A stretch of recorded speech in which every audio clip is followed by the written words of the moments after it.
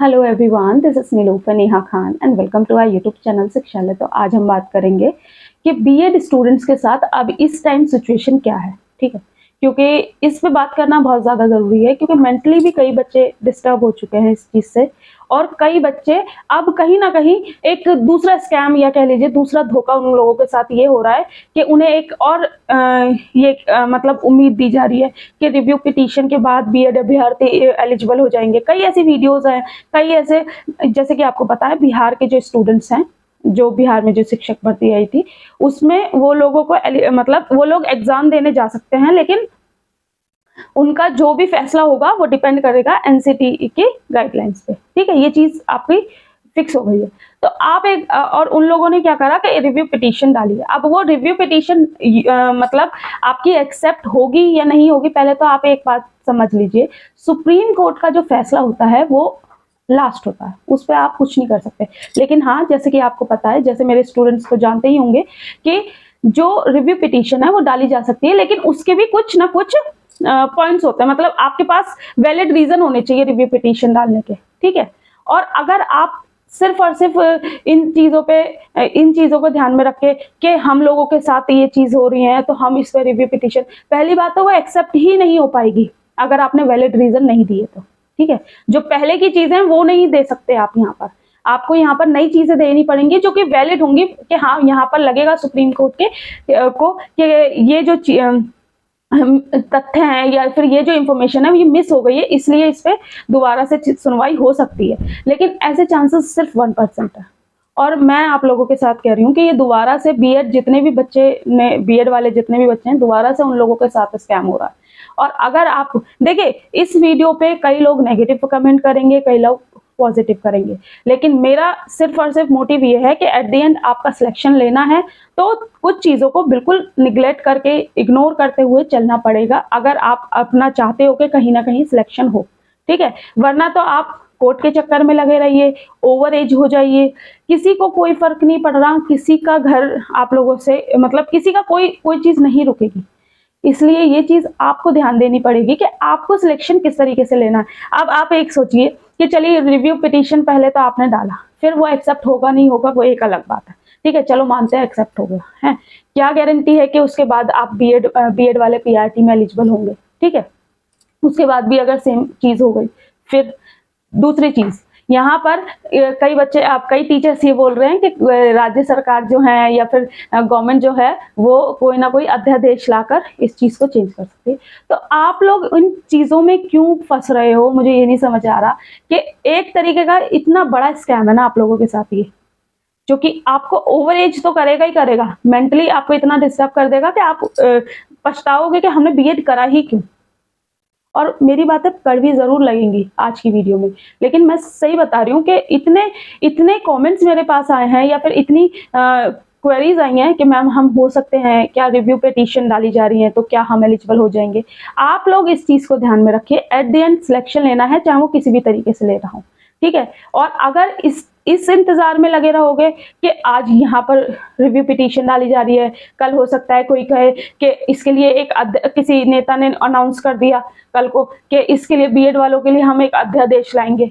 लाने में और होने में फर्क होता है, और हर चीज में लगता है टाइम, और टाइम आप लोगों के पास लिमिटेड है। इस चीज को जितना अच्छे से समझ लोगे उतना अच्छा सा, क्योंकि अगर आप एलिजिबल हो भी जाते हो, ठीक है, पहली बात तो होने का चांस नहीं है।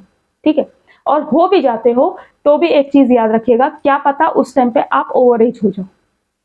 तो एट द टाइम, मतलब कहते हैं ना कि आज को ध्यान में रखो, तो आज जो आपका है ना इस पे फोकस करो, ना कि कल पे। ठीक है, आज आप जिस भी सब्जेक्ट में एलिजिबल हो रहे हो बीएड वाले, चाहे वो उनका टीजीटी का सब्जेक्ट हो या पीजीटी का सब्जेक्ट हो, ठीक है, जिनके पास ऑप्शन नहीं है उनके पास तो कुछ कहा नहीं जा सकता, फिर तो उन्हें करना ही पड़ेगा। लेकिन ऐसा नहीं है कि कोई बच्चा किसी भी सब्जेक्ट में एलिजिबल ना हो बीएड वाला, क्योंकि ग्रेजुएशन के बाद आपके पास कहीं ना कहीं कोई ना कोई सब्जेक्ट कॉम्बिनेशन मिल जाता है, और ऑलमोस्ट बच्चे आपके डीएसएसबी, यूपी टीजीटी और भी 2-3 स्टेट गवर्नमेंट की जॉब्स होती हैं जहां एलिजिबिलिटी क्राइटेरिया थोड़ा सा ठीक ठाक होता है, जिसमें कि बच्चे मतलब एलिजिबल हो जाते हैं। ठीक है, तो आप लोग इस चीज को ध्यान में रखिए कि आपको जहां आप एलिजिबल हो, पहले तो अपनी एलिजिबिलिटी क्लियर कीजिए। बीएड वालों को से कह रही हूँ कि टीजीटी में आप किस सब्जेक्ट के लिए एलिजिबल हो।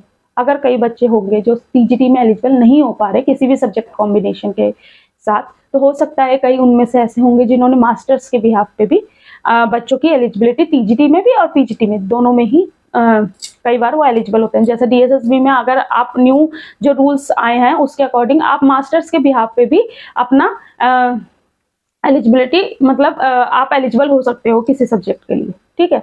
लेकिन एट द एंड मैं आप लोगों से यही कहूंगी कि इस चीज को ध्यान में रखिए कि सबसे पहले अपनी एलिजिबिलिटी चेक कीजिए, क्योंकि मेहनत करने के बाद अगर आपको ये समझ में बाद में पता चलता है ना कि यहाँ पर आप एलिजिबल ही नहीं हो, तो वहां पर ज्यादा दुख होता है। अब यहाँ पर कई टीचर्स भी हो सकते हैं, कई बच्चे भी हो सकते हैं जो फालतू के कमेंट्स करेंगे कि आप तो बीएड के सपोर्ट में ही नहीं हो, आप तो बीटीसी के सपोर्ट में ही नहीं हो। मैं आपको इन रियलिटी बता रही हूँ कि इस चीज को ध्यान में रखोगे तो सिलेक्शन पालोगे। इन सब के चक्करों में लगोगे कि बीएड वालों के लिए रिव्यू डाल बीएड वाले आप रिव्यू पिटीशन जो डाला है उसके बाद एलिजिबल हो जाएंगे, ऐसा नहीं है। उसके चांसेस बहुत कम है, बहुत ही लिमिटेड, ठीक है। और बीटीसी वाले, अब एक चीज हाँ याद रखिएगा कि जितने भी सब्जेक्ट वाले बच्चे होंगे ना, चाहे आप टीजीटी मैथ्स की बात कर रहे हो, टीजीटी हिस्ट्री की और टीजीटी एसएसटी की बात कर रहे हो, या किसी भी सब्जेक्ट की टीजीटी की बात कर रहे हो या पीजीटी की बात कर रहे हो, तो यहाँ आपको अब कंपटीशन अच्छा खासा देखने को मिलेगा। पहले अपनी एलिजिबिलिटी चेक कीजिए कि आप कहाँ एलिजिबल हो रहे हो, फिर उस पर फोकस करके अपनी चीजों को कंटिन्यू करें, ठीक है। दूसरी चीज, जब आपको पता चल गया कि वो एलिजिबिलिटी आप किसमें, जहां तक कि मेरा ख्याल है कि डीएसएसबी का जो डिपार्टमेंट है उसमें ऑलमोस्ट बच्चे टीजीटी में एलिजिबल हो जाते हैं, ठीक है, क्योंकि उनका जो एलिजिबिलिटी क्राइटेरिया है वो कहीं ना कहीं और स्टेट गवर्नमेंट के अकॉर्डिंग ठीक ठाक रहता है, ठीक है। और जो न्यू आपका डीएसएसबी के रूल्स आए हैं उसमें और बच्चों को कई सब्जेक्ट्स में एलिजिबल किया गया है, ठीक है।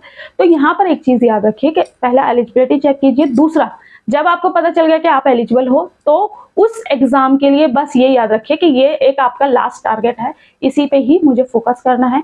क्योंकि अगर अब भी आपको ये चीजें नहीं समझ में आई, वैकेंसी आ जाए और आप तैयार ना हो तो कोई फायदा नहीं है। आप तैयार हो और तब वैकेंसी आए तब फायदेमंद है, ठीक है।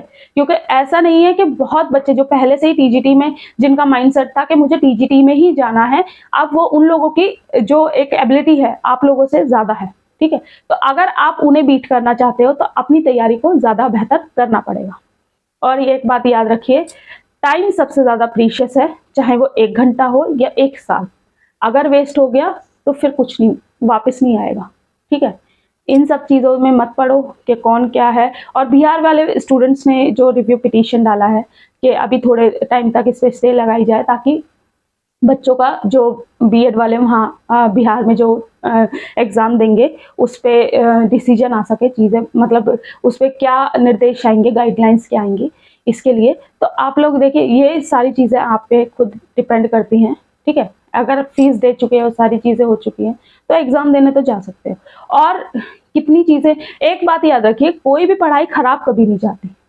और अगर आप टीजीटी में अपने सब्जेक्ट में अच्छे हो जाओगे ना, तो आपको कोई भी ना सिर्फ गवर्नमेंट जॉब में, इवन प्राइवेट जॉब में भी आपकी एबिलिटी को आपसे कोई नहीं छीन सकता, ठीक है। आपकी चीजें, आपके मतलब जितनी आपकी नॉलेज आप बिल्ड करते जाओगे, पहली कोशिश करते रहें कि अपना एक सब्जेक्ट की अच्छी नॉलेज रखें, ठीक है। पीआरटी में तो आप लोगों के साथ ये हो ही गया, ठीक है।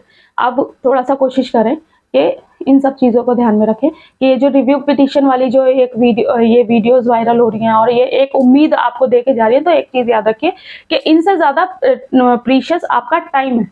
अगर इस चीज़ में 1-1.5 साल लग गया तो ये याद रखिए, पहले 5 साल, फिर ये 1-1.5 साल। ओवर एज कितने बच्चे होंगे मुझे नहीं पता, ठीक है। तो इसको याद में रखिए कि आपको अभी इस सिचुएशन में आप जिसमें एलिजिबल हो उसका एग्जाम दीजिए, उसकी तैयारी कीजिए, और लास्ट ऑप्शन रखिए अपने लिए कि हाँ ये है, बस इसके लिए तैयारी करनी है, दैट्स इट। और जितना नेगेटिव चीज़ों को निगलेक्ट करने की कोशिश करोगे उतना अच्छा रहेगा। कई बच्चे, अच्छा मैंने वो केवीएस की एक वीडियो बनाई थी जिसमें कि मैंने बताया था बीएड वाले आगे क्या करें, अब उसमें कई बच्चों ने बहुत सारे कॉमेंट्स किए, ठीक है। मैं मानती हूँ कि हर बच्चा अपनी परेशानियों से अपने आप में झेल रहा है, ठीक है। आज की वीडियो को थोड़ी सी डिस्कशन वीडियो है, तो थोड़ा सा समझिएगा। लेकिन आप लोग इस चीज को याद रखिए कि हमें ना सिर्फ बीएड वालों को बल्कि सबको देखें। और कई बच्चों ने उस टाइम उसमें एक कमेंट कर रखा है कि बीएड वाले जो बच्चे हैं उनके लिए सारे टीचर्स मतलब सारे टीचर्स उनके फेवर में हैं और बीटीसी को क्या कहते हैं मतलब फेवर नहीं कर रहे हैं। तो ऐसा कुछ नहीं है। बस मैंने उसमें एक बात आप लोगों से कही थी कि अगर गवर्नमेंट को ऐसी चीजें करनी होती है तो एटलीस्ट बच्चों की फीस लौटा दे। अब उसमें एक बच्चे का कमेंट क्या आया कि मैम बीएड करने में इतने पैसे लगा दिए तो क्या क्या कहते हैं फॉर्म फिल करने में गरीबी आ गई। भाई मैं सच बता रही हूँ, जितने मेरे स्टूडेंट्स हैं ना वो सारे या तो बहुत थोड़ी मतलब ऐसी फैमिली से बिलोंग करते हैं जिनके लिए फीस निकालना ही अपने आप में बहुत मुश्किल हो जाता है। दूसरी चीज़, कई मिडिल क्लास फैमिलीज हैं जिनके लिए 100 रुपये भी मायने रखते हैं और 5,000 भी मायने रखते हैं। ठीक है, कई लोगों का 1500 रुपये में घर में बहुत सी चीज़ें आ सकती हैं, राशन की भी। ठीक है, लेकिन कई बच्चे अपने पेरेंट्स से या खुद मजदूरी करते हुए भी फीस पे करते हैं। तो आप लोग इस चीज़ को याद रखिएगा कि ये लड़ाई आपकी और उनकी नहीं है, ये लड़ाई गवर्नमेंट की गलत पॉलिसी से है। ठीक है, इस चीज को ध्यान में रखिए। और कोई भी बच्चा, मैं ये नहीं कह रही कि बीटीसी या फिर बीएड में पैसे नहीं लगते, पैसे हर जगह लगते हैं, लेकिन जब बच्चे ने वो एक अमाउंट दे दिया, पेरेंट्स भी ये सोचते हैं कि हाँ चलो ये हमारी फीस हो गई, किसी भी तरीके से ये हो गई, अब बच्चा सिलेक्ट हो जाएगा, है ना। फिर हम ये कई लोग कर्जा लेके फीस पेमेंट कर देते हैं। ठीक है, तो आप लोग थोड़ा सा इंसानियत तो रखोगे अपने मन में। ये इंसानियत भी कहीं ना कहीं इस चीज़ से चली जाएगी। इंसानियत रखिए, थोड़ा सा रहम दिल बनिए अपने लिए। ठीक है, दूसरों के लिए भी और अपने लिए भी। जैसे आपको लगता है ना कि क्या कहते हैं कि मेरे 100 रुपये भी खर्च हो रहे हैं तो ये क्यों खर्च हो रहे हैं, तो आप लोग उनके लिए भी ध्यान में रखिए कि अगर उनके 1500 रुपये, या फिर आप ये सोचिए कि 4 जगह अगर वो 1500 रुपये के फॉर्म भरते हैं, ठीक है, तो अपने आप में भी 6,000, कई लोगों की सिर्फ और सिर्फ सैलरी होती है 6,000 पूरे महीने मेहनत करने के बाद, कई लोगों को इतना भी नहीं मिल पाता। तो इस चीज़ को थोड़ा सा ना, थोड़ा सा रहम रखकर सोचा करें कि अगर किसी चीज़ को कोई टीचर अगर बोल रहा है ना तो उसे पॉजिटिव वे में ले जाए, ना कि नेगेटिव वे में। मेरा कहने का सिर्फ ये था कि पॉलिसीज में फॉल्ट है। अगर पॉलिसीज में फॉल्ट नहीं होता तो अभी तक जितने बीएड वाले स्टूडेंट्स हैं उन लोगों के साथ कितने उनके पैसे वेस्ट हो रहे हैं, कितना उनका टाइम वेस्ट हो रहा है। पैसे के साथ टाइम प्लस मेंटली जो उनके साथ एक प्रेशर क्रिएट हो रहा है, फैमिली का प्रेशर क्रिएट होता है। कई लोग बहुत सी चीजें, मतलब यार मैं तुम लोगों से किस तरीके से बताऊं कि इतने मैसेज, मतलब ऐसे बच्चों के मैंने मैसेज पढ़े जो कि सच में अपने आप में बहुत चीज़ों को बहुत फेस करते हुए उन्होंने बीएड करी या फिर कोई भी चीज़ करी है, और उसके बाद ये चीज़ें उन लोगों के सामने आ रही हैं, फीस भी वो नहीं पे कर पाते। तो आप लोग इस चीज़ को ध्यान में रखें। और हाँ, और आपको नेगेटिव कमेंट करने हो, फालतू के कमेंट करने हो तो आप देखिए कमेंट बॉक्स खुला हुआ है, जितना बोल सकते हैं बोल दीजिए। ठीक है, क्योंकि मुझे फर्क नहीं पड़ता, क्योंकि मुझे इस चीज़ से फर्क पड़ता है कि आप मेरे सामने कितने बच्चे हैं जो कि क्या कहते हैं, मैं बीटीसी वाले को लिए खुश हूँ। ठीक है, क्योंकि कहीं ना कहीं उन लोगों के लिए भी ये एक अच्छी न्यूज़ है कि उनका कंपटीशन अब यहाँ पर कम हो जाएगा। लेकिन एक चीज़ याद रखिए कि आप लोग नफरत मत मानिए आपस में।